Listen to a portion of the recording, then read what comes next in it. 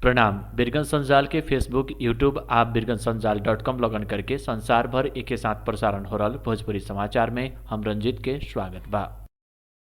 बिरगंज महानगरपालिका के आयोजना में कालू से बिरगंज महानगरपालिका वार्ड नंबर 10 आदर्श नगर में 3 दिने रात्रि मेला शुरू भइल बा। महानगरपालिका बीतल वर्ष से शुरू कैल रात्रिकालीन बाजार ई वर्ष भी नया वर्ष के लक्षित करके आयोजना कल गल मेला समिति के सलाहकार प्रकाश खेतान बतौले बानी।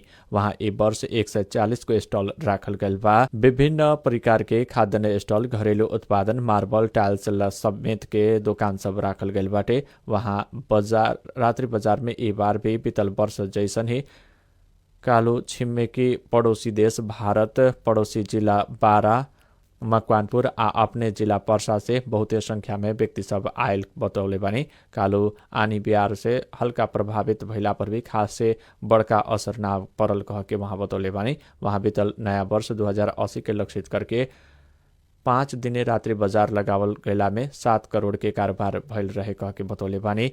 ई वर्ष भी 3 दिन के अंतराल में ही पिछिलका वर्ष के लक्ष्य पूरा करे के प्रयास कल जा रहल खेतान बतौले बानी। ई बार पड़ोसी भारत के रक्सौल समेत अगल बगल से व्यक्ति सब सहज रूप में आवत जावत करेला। रात के 10 बजे तक दोनों ओर के भंसार नाका 1 बजे तक के खातिर खुला कल गयल बतौले बानी।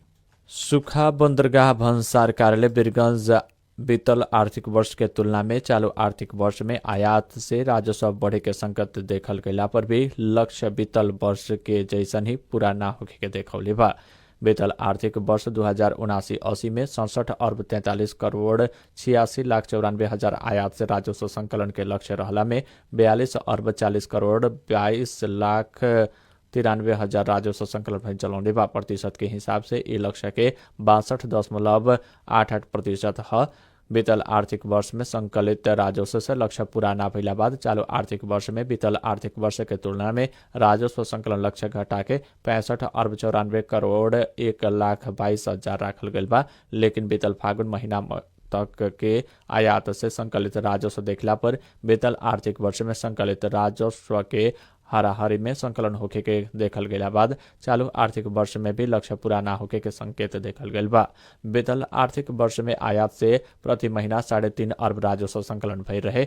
चालू आर्थिक वर्ष के फागुन महीना तक प्रति महीना 4 अरब के दर से आयात से राजस्व संकलन हो रहल सुखा बंदरगाह भंसार कार्यालय से देहल तथ्यांक से देखल गया बा। चालू आर्थिक वर्ष के 8 महीना में 32 अरब 16 करोड़ 26 लाख 97 हजार आयात से राजस्व संकलन भइल बा। लायंस क्लब ऑफ बिरगंज परिवार के 2024-25 के उप अध्यक्ष में भानुभक्त अधिकारी चयन भइल बानी। कालू बैठल नया बोर्ड समिति के भेला से लायंस वर्ष 2024-25 के अध्यक्ष में अधिकारी के चयन कल गइल बा।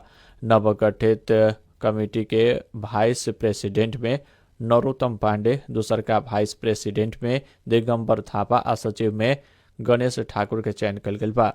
ऐसे ही कोषाध्यक्ष में सुधीर शाह के चयन कल गइल बा। साथे क्लब के सदस्य श्याम गुप्ता डिस्ट्रिक्ट 325 के एरिया 3 के चीफ में चयन भइला में बधाई ज्ञापन कल गइल बा। काठमाडौँ उपत्यका सहित बागमती, गण्डकी आ कोशी प्रदेश के बहुते ठाउँ में कालू आनी बिहार आ लौका सहित बर्खा भइल बा। बीतल 24 घण्टा में सबसे बेसी धनकुटा में 39 मिलीलीटर बर्खा भइल बा। बागमती, कोशी आ गण्डकी के अउरी ठाउँ में भी मध्यम बर्खा भइल मौसम पूर्वानुमान महाशाखा जनौले बा। महाशाखा के मुताबिक आज भी कोशी, बागमती आ गण्डकी प्रदेश के कुछ ठाउँ में दोपहरिया के ओर आनी बिहार आ लौका सहित बर्खा होके के संभावना रहल बा।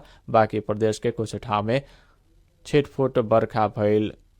छिटफुट बर्खा होके के संभावना रहल महाशाखा जनौले बा। अभी प्री मानसून के समय फैला से दोपहरिया और बादल लागे आनी बिहार आ लौका सहित बर्खा होके के संभावना कुछ दिन तक रहे के मौसमविद गोविंद झा जानकारी दिल बानी। ये बीच कालू के बर्खा से काठमाडौँ उपत्यका के प्रदूषण घटल बा। वायुमंडल में थोपरल हवा के कण सब के बर्खा नीचा गिरा देला बाद प्रदूषण कुछ कम होके लागल बा।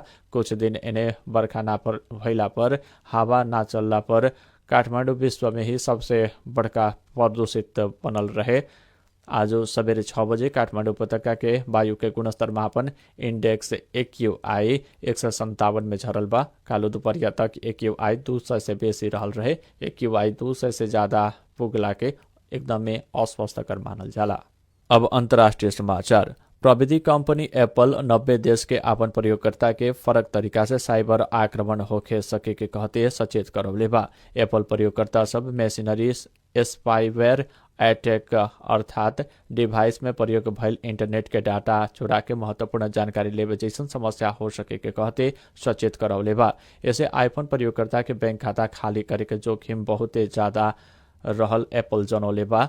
यी आक्रमण नियमित साइबर आपराधिक आक्रमण सब फरक रहल आ अभी तक ऐसन घटना कम संख्या में मात्र भइल बीबीसी जनौले बा। कंपनी अभी तक मात्र बहुते प्रयोगकर्ता सब स्पाईवेयर प्रयोग करके आक्रमण के जोखिम में रहल पता लागल जनौले बा। ओकरा बाद कंपनी प्रयोगकर्ता के ईमेल मार्फत ई खतरा बारे जानकारी करावल खबर में उल्लेख रहल बा। कंपनी जोखिम में रहल 90 देश कौन कौन ह जानकारी अभी तक नहीं देले। अब खेल समाचार। बहुते हवा के कारण सिमरा में जारी Jagdamba steel 14 Jitpur Simra gold cup के कालू के अंतिम क्वार्टर फाइनल खेल स्थगित भइल बा। सिमरा रंगशाला में एपीएफ फुटबॉल क्लब आ फ्रेंड्स क्लब बीच के खेल चल रहल समय बहुत तेज हवा चलला बाद आयोजक आ ऑफिशियल खेल स्थगित करे के निर्णय लेले बाटे लोग। खेल रोकायल अवस्था तक दोनों टीम गोल रहित बराबरी खेलले रहे। मकवानपुर 11 हेटौडा के हरावते क्वार्टर फाइनल में स्थान बनावल एपीएफ आ सीधे क्वार्टर फाइनल खेलेला सिमरा रंगशाला में उतरल फ्रेंड्स क्लब दोनों बहुते असर सृजना कैला पर भी गोल करे ना सकल। उन्हें एसीसी प्रीमियर कप अंतर्गत आज नेपाल मलेशिया संगे खेल रहल बा। आज से ओमान में शुरू होखे वाला एसीसी प्रीमियर कप प्रतियोगिता के समूह ए में रहल नेपाल पहिल का खेल मलेशिया संगे खेले लागल बा। ओमान के ऑल अमीरत क्रिकेट ग्राउंड में नेपाली समय मुताबिक तिजहरिया 4:15 बजे से खेल शुरू होखे वाला बा कह के कैन जनौले बा। प्रतियोगिता में 10 गो टीम सहभागी रहल बाटे लोग। समूह ए में रहल नेपाल संगे मलेशिया, कतार, हांगकांग आ सऊदी अरेबिया रहल बा। खेल T20 फॉर्मेट में होखे वाला बा। ओमान में होखे वाला ई प्रतियोगिता के विजेता 2025 में होखे वाला T20 एशिया कप में खेले के भेटी त शीर्ष 3 गो देश एसीसी इमर्जिंग टीम से एशिया कप खेले के भेटे वाला बा। बिरगन संजाल के भोजपुरी समाचार अभिला इतना ही। ताजा और समसामयिक समाचार के खातिर बिरगन संजाल के फेसबुक, यूट्यूब आ बिरगनसंजाल.com से जुड़ल रहें। प्रणाम।